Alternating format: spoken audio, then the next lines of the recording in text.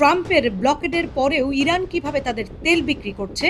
যুক্তরাষ্ট্রের নৌ অবরোধের পরেও ইরান বিভিন্ন কৌশলী উপায়ে তাদের তেল সরবরাহ ব্যবস্থা সচল রাখার এবং আন্তর্জাতিক বাজারে তেল পৌঁছে দেওয়ার চেষ্টা করছে। অবরোধ শুরু হওয়ার আগেই ইরান বিপুল পরিমাণ তেল জাহাজে করে আন্তর্জাতিক জল সীমানায় পাঠিয়ে দিয়েছিল। এখন সাগরে প্রায় 160 থেকে 183 মিলিয়ন ব্যারেল ইরানি তেল বিভিন্ন ট্যাঙ্কারে ভাসমান অবস্থায় আছে।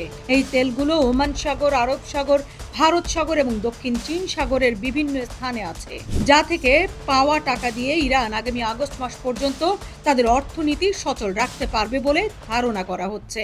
গ্রাউন্ডে তেলের মজুদ ফুরিয়ে আসার আশঙ্কায় ইরান তাদের নাসা নামক 30 বছরের পুরনো একটি বিশাল তেলবাহী জাহাজকে আবার সচল করেছে।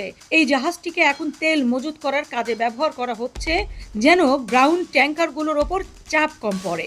ইরান এখন মালাক্কা প্রণালী এবং দক্ষিণ চীন সাগরের দিকে তেলবাহী জাহাজ পাঠানোর চেষ্টা চালাচ্ছে, যেন চীনের কাছে তেল পৌঁছানো যায়। যতদিন সম্ভব চীন ইরানের কাছ থেকে তেল কেনা চালিয়ে যাবে এবং ইরানও পূর্ব দিকে তেল পাঠানোর চেষ্টা অব্যাহত রাখবে।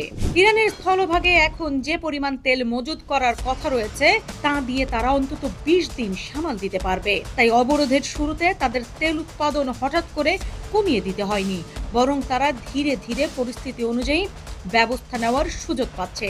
তেল সরাসরি বিক্রি করতে না পারলেও ইরান হরমুজ প্রণালী দিয়ে চলাচলকারী বিদেশি জাহাজগুলোর কাছ থেকে টোল বা মাসুল আদায় করছে। কোনো জাহাজের কাছ থেকে তারা $2 বিলিয়ন পর্যন্ত ফি আদায় করছে এবং কিছু ক্ষেত্রে পেমেন্ট নেওয়া হচ্ছে চীনা মুদ্রায়, অর্থাৎ ইউএনএ।